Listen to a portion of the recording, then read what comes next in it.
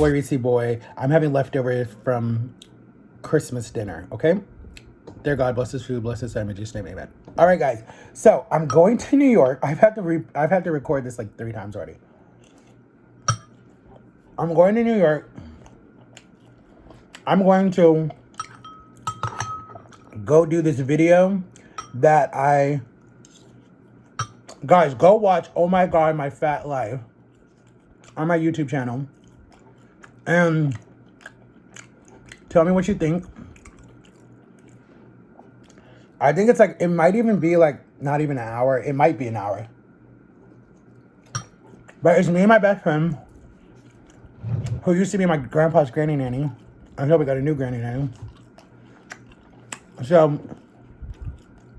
go watch it. You've seen her in 2 videos. We did Oh My God, I'm Fat, My Fat Life. And then we did Golden Corral road trip to Miami or whatever. Road trip to Cocoa Beach. And then we went to Golden Corral and I was still fat. She just randomly picked me up when she wasn't working one weekend and was like, come with me. We're going to go to Miami. We're going to go to Cocoa Beach. And Cocoa Beach is like 30 minutes from my house. Hold on, my niece is coming.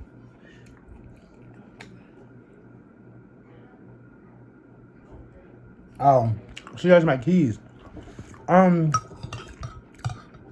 She can say my name now. She's so adorable. So, what was I gonna say? So anyways, we're gonna do part 2 to Oh My God, My Fat Life. It got 2,000 views because I was being real and people loved it. So we're gonna do a part 2 to it. Hopefully you guys can get that to 2,000 views or more, because it's literally been 18, 19, 20.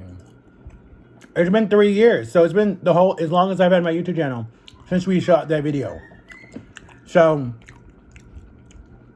definitely watch that, guys. That'll be like really cool. So I'll probably stay with her, do a little sightseeing on my own. Even though I gotta be very careful because of the pandemic that's out there. Oh my God, guys, fun fact. I want to work with Sam and Kobe so bad. Like, I literally stayed up all night binge watching their videos because I couldn't sleep. Until, I went to sleep right when Jama went live. I was so mad. Or no, she didn't go live last night. She went live the night before. But anyway, so I binge watched all of their videos. I don't know what it is, but it's like, I love their friendship and I love their personalities separate. They just remind me of me and my best friend. I've had a friendship like that before. Like, I have that friendship with John. I have that friendship with Victor.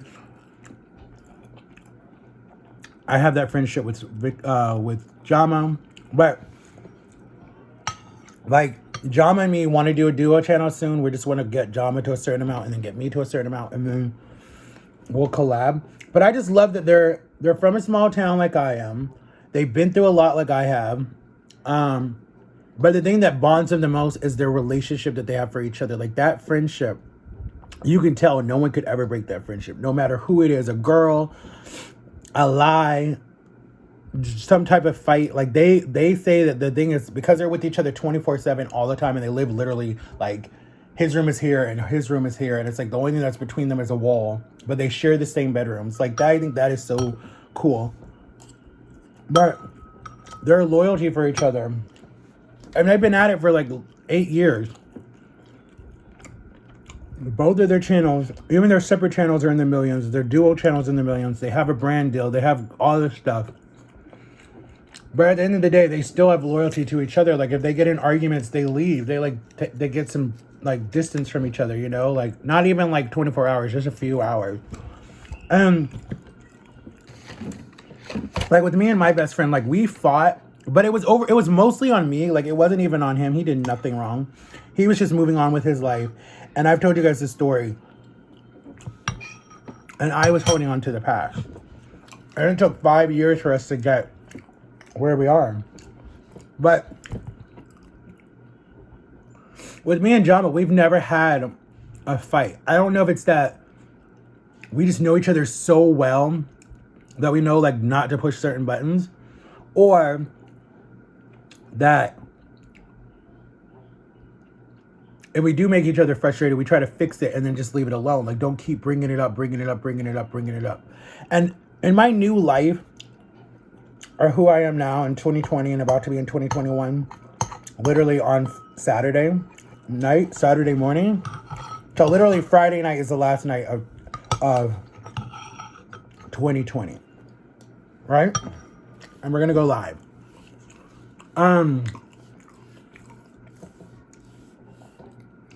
I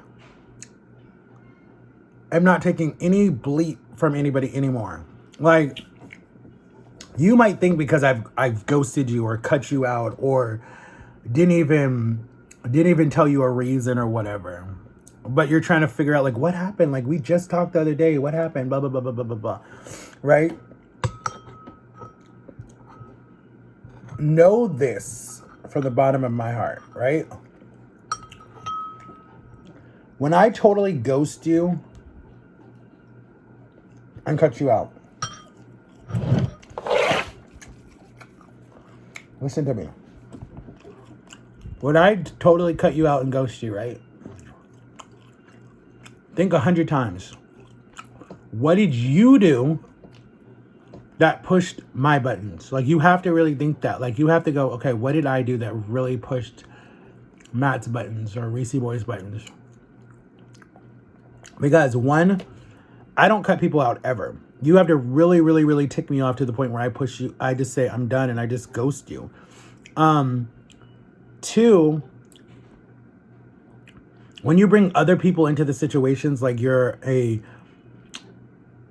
back in high school where you're like, well, why won't he talk to me? Let me call this one. Let me call that one. Let me beg this one. Let me make up a story just to get them just to respond with one text. Like, no. We're not in high school. And I'm not doing that anymore.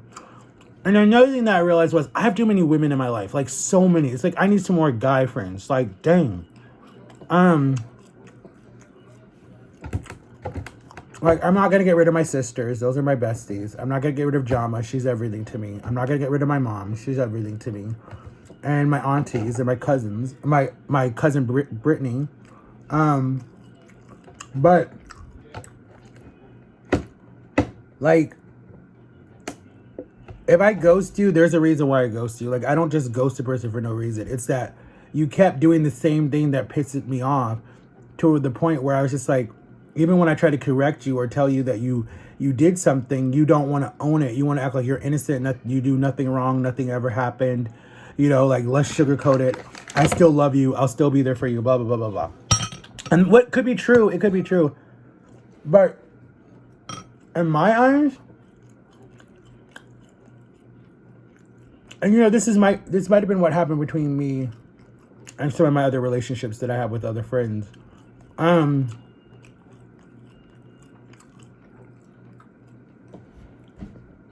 But it's actually it's the new Matt, because the old Matt would have just been like, would have kept putting up with the crap, would have still begged to be your friend. Like, the new Matt, he doesn't even care anymore. It's like, we're cool, we're not cool. All right, cool, bye, deuces. Like, I remember, I don't know if I told you guys this story. I had a friend named Brett, right?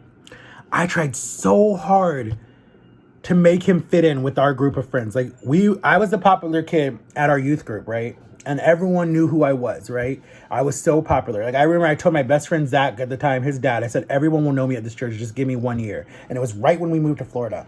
And I remember a little story time.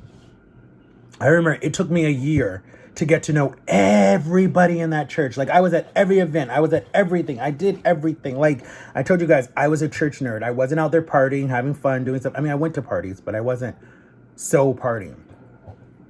And I remember I got to know everybody, right? Worked there all the time. Help volunteer, was always at the church. Everyone knew, like, at a drop of a hat, Matt would do anything for you. So I remember I met this kid, Brett, right? And he would go back and forth between his mom and dad. They were divorced. And then he'd go stay with his brother that was, like, in Tallahassee, somewhere far. And so he came back from vacation and met me for the first time. And we hit it off. We were cool. We found out we went to the same school, all this different stuff, right? He was a freshman. I was a sophomore. So we were, like, the schools were, like, there was a hallway that went like this. So, like, the freshmen were on one side that were getting hazed and stuff. And then the high schoolers were, like, or the people who were like and higher up were on the other side. So we were still friends, and I had like friends on both sides. It didn't matter because I babysat a lot of kids. That was my job. So I remember we were friends for like 2 or 3 years or whatever. And then he started getting involved with like drugs and alcohol and all that different stuff. And I was just like, I slowly started distancing myself because I was invited to all these parties and there was stuff happening and the police were breaking up these parties. And, you know, he was starting to like slowly turn his back on the church because his parents like filed for divorce again. And they were like, they got back together and then they got separated again. And he thought it was like, he was all happy. And he was like 15, 14 at the time. I think he was like 14 when I met him. And then he was like 15. And I was like, I think I was like 15 or 16 when, yeah, we were both the same age. Like we were super close, in age. And then I remember when I finally pulled away, he started going to all these other people like, why won't Matt talk to me? What happened? What did I do? Blah, blah, blah, blah, blah, blah, blah. You know, calling up my girlfriend, calling up, you know, having his mom call my mom, showing up at my front door. Like there was all this stuff that he was doing, trying to figure out what did he do. And I remember we were having a lock-in, and that's where you stay overnight at your church. People who know that, okay, cool. And we stayed overnight at the church, and I remember I was working that night at the front desk, and I remember, you know, signing people in and all that different stuff, and running the door. And I remember he walked up, his mom dropped him off. She's like, hi, Matthew, how are you? I'm like, I'm good, you know, gave her a hug, whatever. And then, like, he walked in, and he looked all sad and whatever, and, like, the heart of me was like, oh my God, just ask him what's wrong. So I remember he walked in and like a bunch of his friends came and took him and they went around the corner and they went to go play Halo. Halo was big at the time. And I remember like, oh God, thank you. So then I remember my best friend Jeff came, and then Jeff and me are standing there. We're talking, we're joking around, whatever. We're listening to some new song. I think it was some song by Akon was out. I don't remember what song by Akon was. I don't remember what it was called, but it was out at the time. And I remember I was like, oh my God, like, am I a jerk? Like I asked him, like, am I a jerk? And he's like, no. And then all of a sudden Brett came around and he's like, hey, can I talk to you for a minute? And I was like, yeah. And then everyone was like, oh, they're talking. I'm like, oh my God, guys, you act like we're dating. We're not even dating.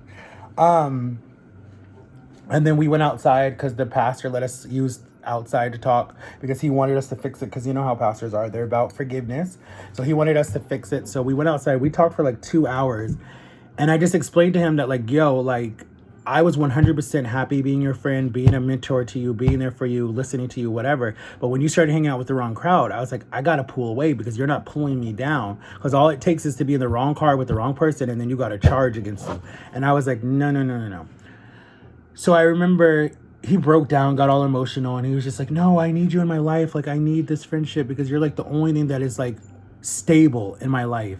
And then I like felt that in my heart because I was like, I felt unstable already because we moved to a new place. I didn't know anybody that much. And, you know, at my home, there was always fighting because of my grandma. So I was like, I needed someone stable in my life, but I had my best friend.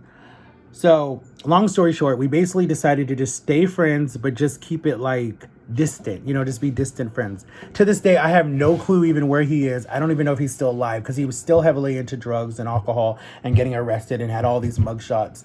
But at the end of the day, if we saw each other, we would definitely say what up and say, how are you doing and whatever, you know. But shout out to you, Brett. If you see this, hit me up. But I didn't ghost him because he had a different situation and he needed somebody in his life. But ever since that type of friendship, like I've been like, I used to get so depressed about friendships to the point where like I didn't want to eat, I didn't want to talk. My family knew what happened, who hurt you, what's going on, talk to us. Like I literally would just sit there and be super quiet and get depressed. And I hated that. But that was like the starting of my depression and my anxiety at that age was starting to come up. And I didn't know it. I was putting it on other stuff. And then my family members like, you don't have depression. You're just too dramatic or something like that. And then the doctor's like, no, he hasn't. But that's other stuff that's happened into my past that we'll talk about at a different time. But I know I just rambled for like 14 minutes. But basically what I'm saying is if I ghost you, there's a reason why I ghost you. Basically, point blank. There's a reason why I ghosted you. It's because I just can't deal with the fakeness anymore. Like I just can't deal with, not on my part, like I'm being sincere and I'm being real and, you know, stuff like that. But I can't deal with you not understanding where you make your flaws, where you're not understanding where you've made mistakes, where you're not understanding that you don't need to preach at me all the time, where you're not understanding that you don't know everything just because of your background, that half of that I don't even believe, or that makes you feel good about yourself, so that's why you said it, is basically what I'm talking about. You know, like, just basically, if you're in a friendship with someone or a relationship with someone or they're whatever, you have a right to walk away. You don't have to stay in that relationship if you don't want to. Like, listen to me. You don't have to stay in that relationship. And that can be anybody. If you don't want to talk to them, all you got to do is just say, I'm done. I have nothing to say. And if they can't even get that you say you're done, then just stop talking to them. Because I've said that. I'm done. And they don't get it. So it's like, okay. You know, but to pull other people into it, that's where I get frustrated. That's where I stand up. That's where I'm just like, enough. Like, you don't need to pull other people into this. Like, that's stupid, you know?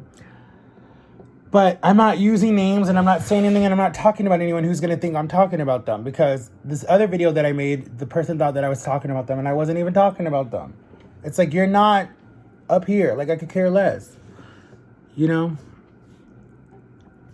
And again, I'm going to use my platform for what I want. If I want to post every day, I'm going to post every day. If my videos are boring, then people need to say my videos are boring and stop saying that they want them. You know, like, I don't care. Just because you don't do YouTube and you really don't know anything about YouTube, then back the heck off. It's none of your business. So it's like, mind your place. Stay in your place.